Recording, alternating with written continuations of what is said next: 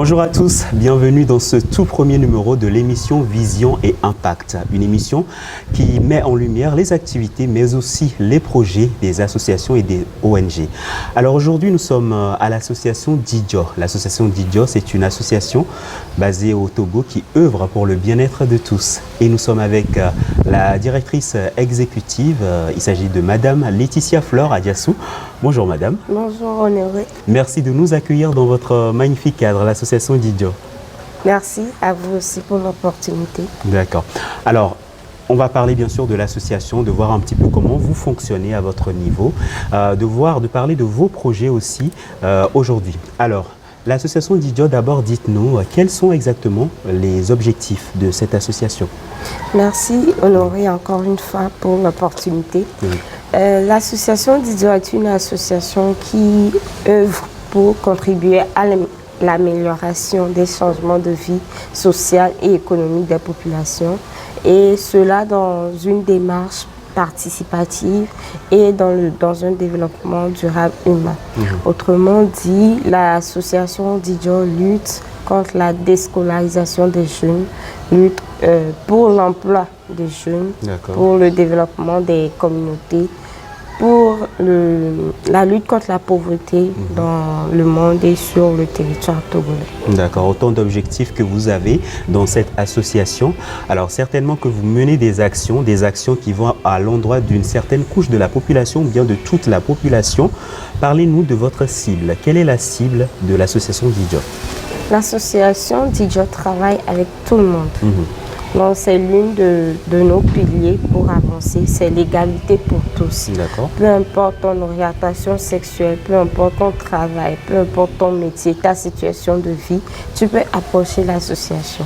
Donc l'association Didjo n'a pas une cible fixe, mais elle travaille avec tout le monde. Tout le monde. Elle est ouverte à tout le monde. Ce qui veut dire que moi, par exemple, qui suis ici, si je viens vers l'association Didjo, que j'ai besoin de tel financement, l'association Didjo est prête à m'aider? Bien sûr. Oui. Bien sûr. Il suffit juste que vos besoins soient réels. D'accord. Il faut justifier vos besoins. Par exemple, s'il y a quelqu'un qui a déjà son entreprise et qui aimerait avoir un financement pour investir dedans, pour que ça s'agrandisse encore plus. Et de l'autre côté, qu'on a un orphelin qui n'a rien du tout, vous voyez que le choix est clair. On ira forcément vers l'orphelin qui n'a rien. Parce qu'il est plus dans le besoin. Parce que le besoin se fait plus ressentir de son côté. Donc, l'association Didjo travaille avec tout le monde dès que le besoin est réel et justifié. D'accord. Alors, on va parler un peu de vos activités que vous avez déjà menées sur le terrain. Certainement que ceux qui nous suivent actuellement aimeraient savoir vraiment les activités ou bien quelles sont les activités que l'association Didjo mène sur le terrain. Parlons donc de ces activités-là. Ok. Oui. Tout d'abord, l'association Didjo existe depuis 2 ans déjà. Donc, en 2 ans, nous avons fait beaucoup d'activités. Nous avons travaillé avec des communautés. Donc, tout d'abord, nous avons construit un forage dans un village à Flangadoua, vers Amouzoukope. Nous avons également construit un pont dans un village dans la région des Plateaux, le village de Kouma à Poti. L'association Didjo a également travaillé avec des élèves en leur donnant des kits scolaires.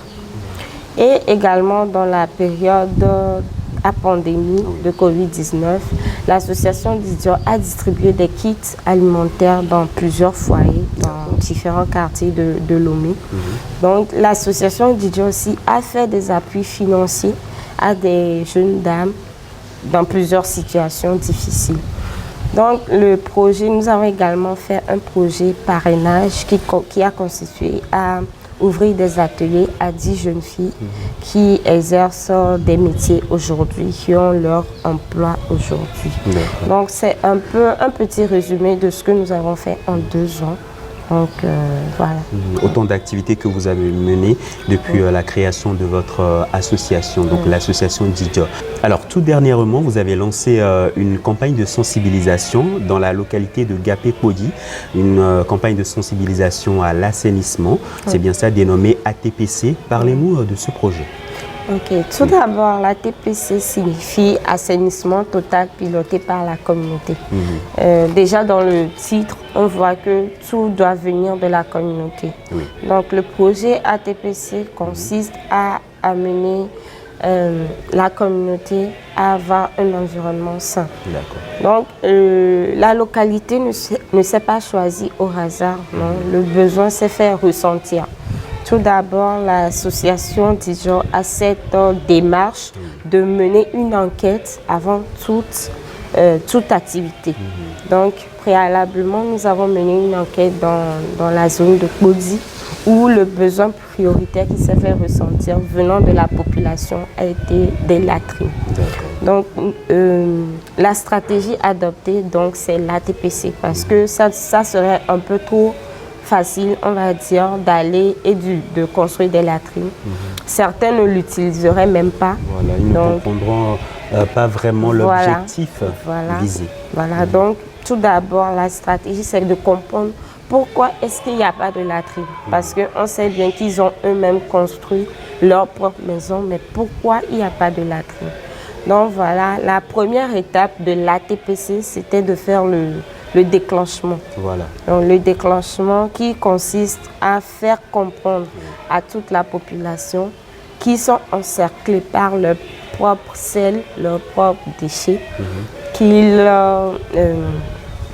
défèquent dans la nature et qu'ils remangent à peu près leur propre sel, les déchets, leurs propres déchets. Donc voilà, c'était la première étape. Donc il y a plusieurs étapes. Donc, la seconde étape, c'est d'aller rencontrer la population qui désire elle-même construire des latrines. Donc, après cette étape, on verra tout d'abord ce que cette population elle-même a à apporter, a à faire dans ce processus-là. Et Dijo va les accompagner sur le plan technique. Voilà un peu la TPC. Alors, justement, pour mieux comprendre ce projet, donc le projet ATPC, nous allons suivre ce reportage parce que nous étions sur le terrain. On va suivre ce reportage et puis on revient juste après. La défécation à l'air libre ou la pollution de l'environnement sous toutes ses formes est un phénomène qui écœure les institutions environnementalistes. L'association Dijo, engagée pour le bien-être de tous, fait partie des organisations qui dénoncent ce fléau. Pour cela, il a lancé une campagne de sensibilisation à Gapé Kodi afin de conscientiser la population.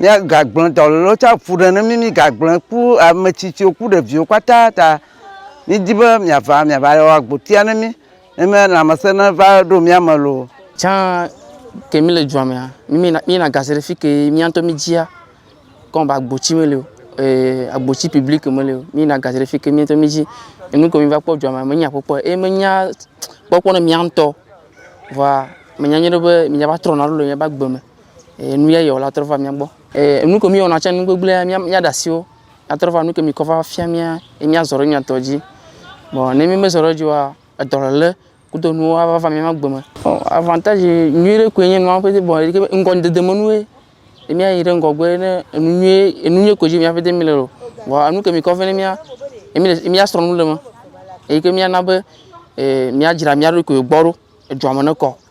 Les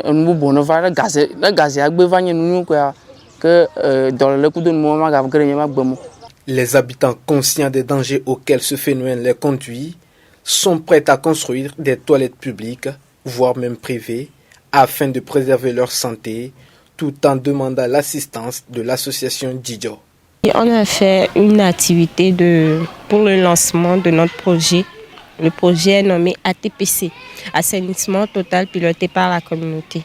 Donc le projet consiste à pousser la population à construire eux-mêmes des latrines. Nous avons choisi Gapé parce que le besoin s'est fait sentir à travers une enquête qu'on a fait précédemment. Ils ont estimé le besoin d'avoir des latrines. Donc on ne voulait pas aller leur construire des latrines ça serait un peu facile. Ils ne l'utiliseraient pas à bon escient. Donc, on a opté pour une stratégie qui va plutôt les pousser eux-mêmes par une stratégie de honte à construire eux-mêmes des latrines. Donc là, on a fait la première étape du processus de la TPC qui consiste au déclenchement, qui est une étape qui consiste à faire avoir honte à la population, à les mettre devant eux-mêmes leurs méfaits, c'est-à-dire la défécation à l'air libre. Donc, on leur a mis devant le fait et on leur a montré que, au fait, leur village était entouré de tous ces excréments-là, de tout leur caca, que voilà, qu'il était essentiel pour eux d'avoir des latrines et qu'il ne fallait pas attendre quelqu'un qui vient de l'extérieur pour venir construire des latrines. Donc, c'est essentiellement en quoi a consisté le déclenchement. Un esprit sain dans un cœur sain, dit-on souvent. Alors, œuvrons tous pour assainir notre environnement. Voilà, nous venons de suivre l'élément concernant l'ATPC, le projet ATPC. Alors, Madame Laetitia Flore Adiassou, dites-nous, après avoir vu ce reportage, qu'est-ce que vous pouvez dire concrètement à ceux qui nous suivent? D'abord, par rapport à ce reportage, on peut dire que le projet a été bien accueilli dans le village. Tout le monde a participé à la phase de déclenchement qui a consisté à éveiller la conscience de la population par rapport à leur environnement, par rapport à l'ingurgitation de leurs propres déchets. Voilà. Parce que les mouches quittent de leurs déchets et vont dans leur cuisine, dans leur nourriture. Tout à fait. Donc voilà.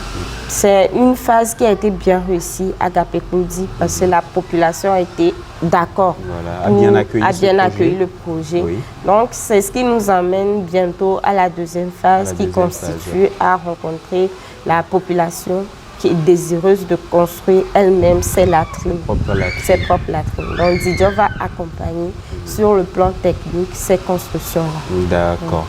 Bien sûr, pour construire ces latrines, vous avez forcément besoin de moyens, bien vous avez forcément besoin de soutien. Est-ce que vous avez des insuffisances au sein de votre association? Toute initiative, on va dire, il y a toujours des insuffisances, des difficultés sur le plan financier. Oui. Mais par rapport à l'ATPC, c'est un projet carrément à part où le financement, l'accompagnement sera technique. Donc voilà, comme toute initiative, je disais, il y a toujours besoin de financement parce que chaque jour que Dieu fait, il y a toujours des besoins, il y a toujours des personnes qui ont besoin d'être assistées, accompagnées, aidées, que ce soit de façon financière, morale, matérielle. Voilà. Donc c'est un peu sur ce plan-là, on a toujours besoin de financement qui ne suffit pas ou bien qui ne suffit pas. Donc vous lancez un appel.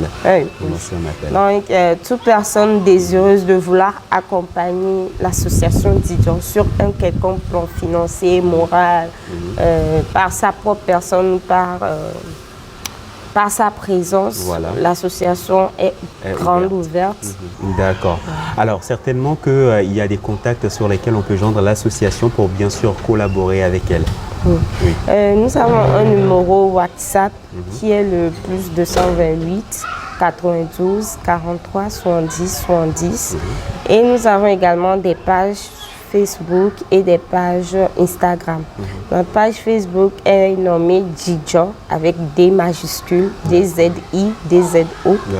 Et notre page Instagram est nommée Dijon 228 avec D majuscule, D-Z-I, D-Z-O 228.